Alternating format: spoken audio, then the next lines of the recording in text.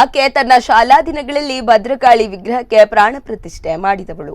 ವೇದಾಂತ ತಂತ್ರಸಾರದತ್ತ ಒಲವು ಹೊಂದಿ ಅದನ್ನೇ ಸಾಧಿಸಿ ಇಂದು ತಂತ್ರವಿದ್ಯಾ ವಿಭಾಗದಲ್ಲಿ ಯೂನಿವರ್ಸಿಟಿಗೆ ಮೊದಲ ರ್ಯಾಂಕ್ ಪಡೆದಿದ್ದಾಳೆ. ಹಾಗಿದ್ರೆ ಆ ಹುಡುಗಿ ಯಾರು? ಇಲ್ಲಿದೆ ಆ ಸ್ಟೋರಿ.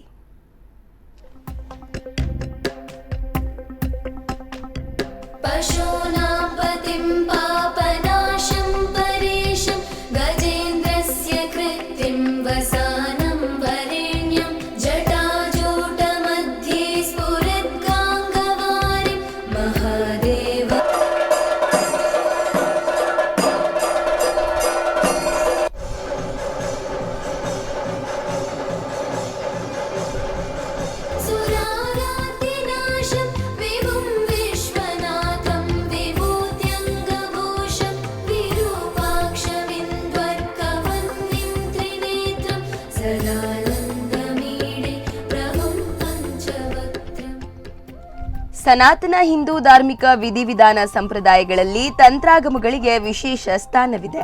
ದೇವಸ್ಥಾನದ ಜಾತ್ರೆ, ಬಲಿ, ನಿತ್ಯ ವಿಧಿವಿಧಾನಗಳಲ್ಲಿ ನಿತ್ಯ ಬಲಿ ಹಾಗೂ ಪ್ರತಿ ಕ್ಷೇತ್ರದ ಸಕಲ ನಿರ್ದೇಶನಗಳು ತಂತ್ರಾಗಮ ಪ್ರಕಾರವಾಗಿಯೇ ನಡೆಯುತ್ತದೆ.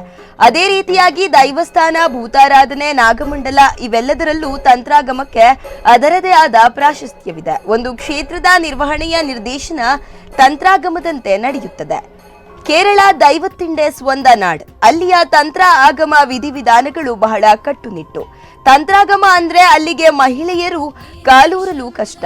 ಇಂತಹ ಕಾಲಘಟ್ಟದಲ್ಲಿ ಯಾರು ಊಹಿಸದ ಸಾಧನೆ ಮೆರೆದವಳು ಕೇರಳದ ಕಣ್ಣೂರು ಜಿಲ್ಲೆಯ ಐಕೋಡು ಅಕಿಯತ್ ಶಿವಾಲಯದ ತಂತ್ರಿ ತರಣ್ಣಲ್ಲೂರ್ ಪದ್ಮನಾಭನ್ ಅಪ್ಪು ನಂಬೂದರಿ ಮತ್ತು ಅರ್ಚನಾ ಅವರ ಪುತ್ರಿ ಜ್ಯೋತ್ಸ್ನಾ ಪದ್ಮನಾಭನ್.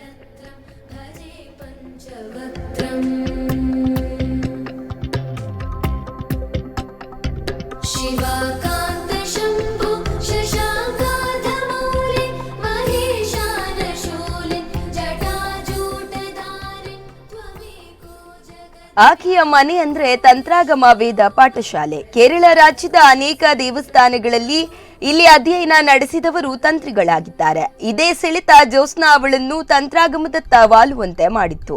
ಇದಕ್ಕೆ ಆಕೆಯ ಮನೆಯವರ ಸಂಪೂರ್ಣ ಒಪ್ಪಿಗೆ ಮತ್ತು ಪಾಠವು ದೊರೆಯಿತು. ಇನ್ನೇನು ಪ್ರಾಥಮಿಕ ಶಿಕ್ಷಣ ಮುಗಿಸುವ ಹೊತ್ತಿಗೆ 2010ರಲ್ಲಿ ಇರಿಂಚಲಕುಡದ ದೇವಸ್ಥಾನದಲ್ಲಿ ಭದ್ರಕಾಳಿ ಮೂರ್ತಿಗೆ ಪ್ರಾಣ ಪ್ರತಿಷ್ಠೆ ಮಾಡಿಯೇ ಬಿಟ್ಟಳು.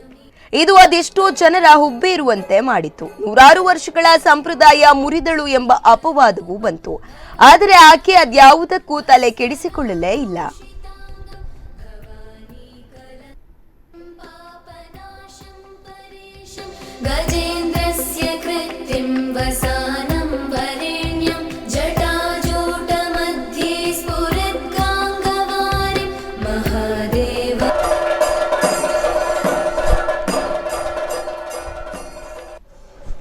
ಜ್ಯೋತ್ಸ್ನಾ ಇನ್ನು ಮುಂದುವರೆದು ಕೇರಳದ ಕಲ್ಲಿಕೋಟೆಯ ಮಹಾತ್ಮ ಗಾಂಧಿ ಯೂನಿವರ್ಸಿಟಿ ನಡೆಸಿದ ತಂತ್ರಾಗಮ ಪರೀಕ್ಷೆಯಲ್ಲಿ ಮೊದಲ ರ್ಯಾಂಕ್ ಪಡೆದಿದ್ದಾಳೆ. ಪ್ರಾಣ ಪ್ರತಿಷ್ಠೆ ನಡೆಸಿದ ಮೊದಲ ಮಹಿಳಾ ತಂತ್ರಿ ಎಂಬ ಖ್ಯಾತಿ ಪಡೆದ ಈಕೆ ಅದೇ ವಿಷಯದಲ್ಲಿ ಮೊದಲ ರ್ಯಾಂಕ್ ಪಡೆದು ತನ್ನ ವಿದ್ವತ್ತನ್ನು ಸಾಬೀತುಪಡಿಸಿದ್ದಾಳೆ.